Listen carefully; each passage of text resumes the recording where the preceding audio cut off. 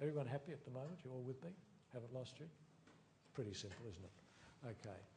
Now, I want to shift gear again. We're back to the meta-analysis, and this is now ever regular use by side of use relative to the tumour. Now, usually we talk about ipsilateral and contralateral, but just to make it easier, same side, opposite side. And this is now this is the meta-analysis, and what you can see is that for glioma, the relative risk for people who had the glioma on the same side as they used their mobile phone, the relative risk was about 1.12 and is not quite statistically significant. When it was on the opposite side, it's down at 0.8, and you can see that these confidence intervals do not overlap, so those two relative risks are significantly different.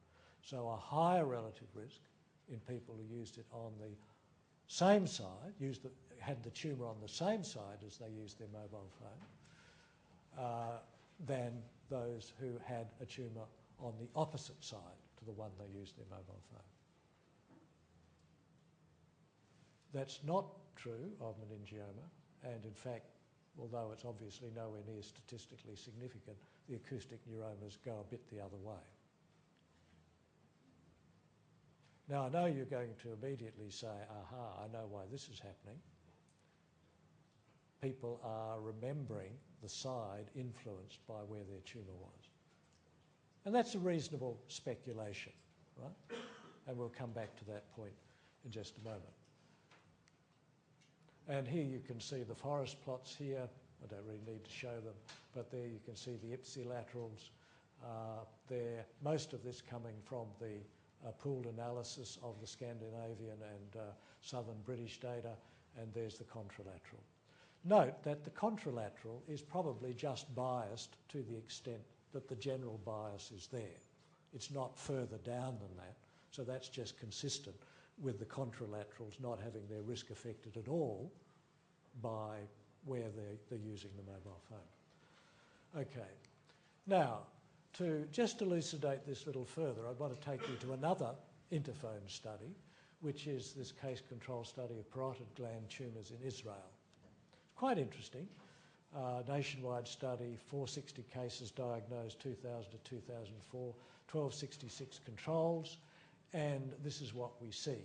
So this is now risk of parotid gland tumour with use on the same side of the head as the parotid gland tumour was, and you can see that for less than 5,000 odd number of calls, the relative risk is low, as we've seen generally in the study, but for the larger number, it's increased quite a lot here, 1.54 I think it is, and you can see that this is clearly statistically significantly different. So essentially what we saw in the meta-analysis, but here in microcosm for these parotid glands and for contralateral opposite side tumours, nothing going on. Now, what about that bias? Well, they did what was a fairly obvious little analysis to do, which is to say, well, how do people's reports of their side of their mobile phone use compare with what they said about their handedness, whether they were right or left-handed? In the questionnaire, it was very early on when we were asking their age, sex and things like that, what their handedness was. And then it was a long way further down when we were asking about mobile phone use that we said, on what side do you usually use a mobile phone? So it's unlikely that they would have sort of put those two together and tried to make them the same. And you can see that there's 69.4% agreement on side in cases and 69.7% agreement in controls. Opposite side, 20%, 18.4%, no preferred size, 9.5, 10.2, ambidextrous, 1 and 1.8. Really no evidence there to suggest that people were recalling the side of their mobile phone use in a biased way.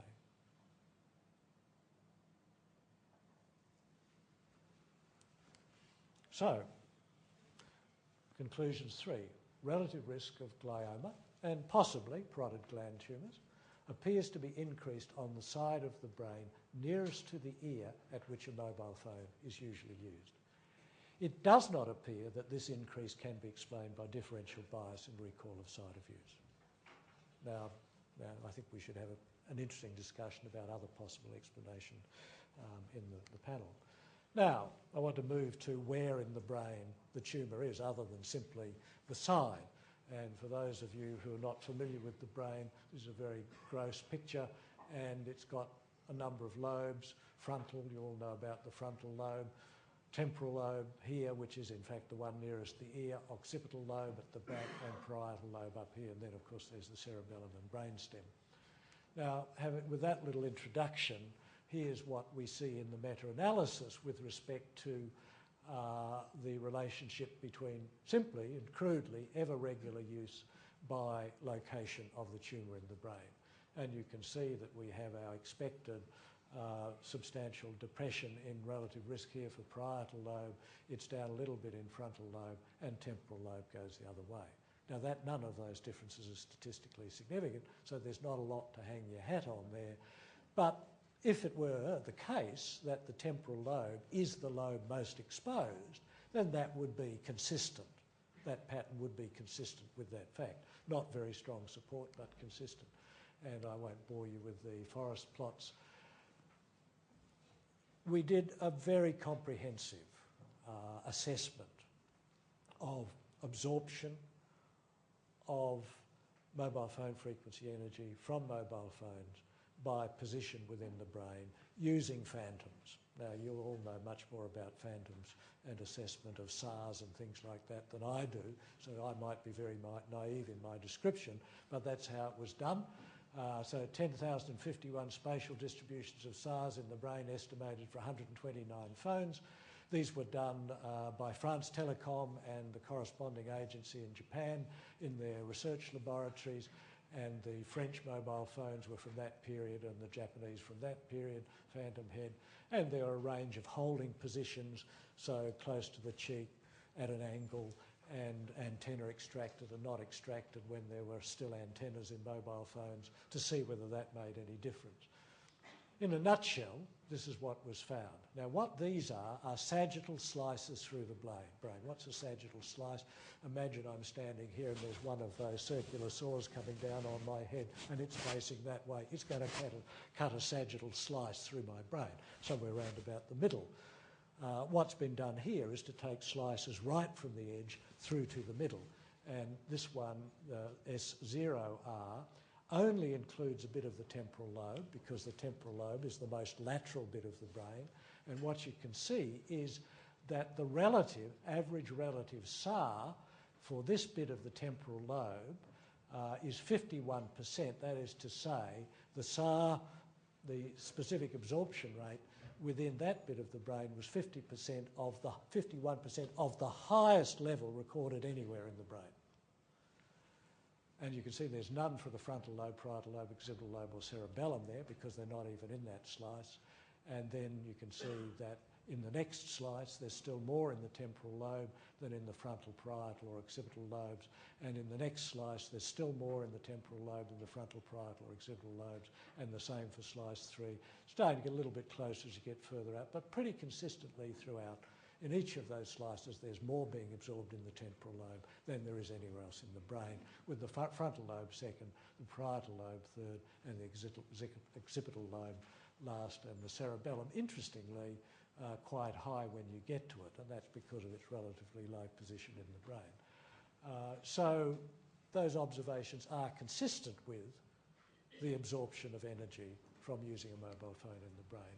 And I won't bother with that one since we're running a little bit behind time because of my early indiscretion.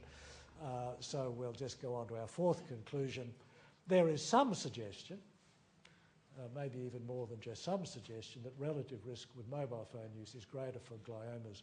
Well, in terms of the temporal lobe, it's some suggestion that relative risk with mobile phone use is greater for gliomas in the temporal lobe than for gliomas in the frontal or parietal lobes. But it's not a very strong suggestion, I think we have to agree.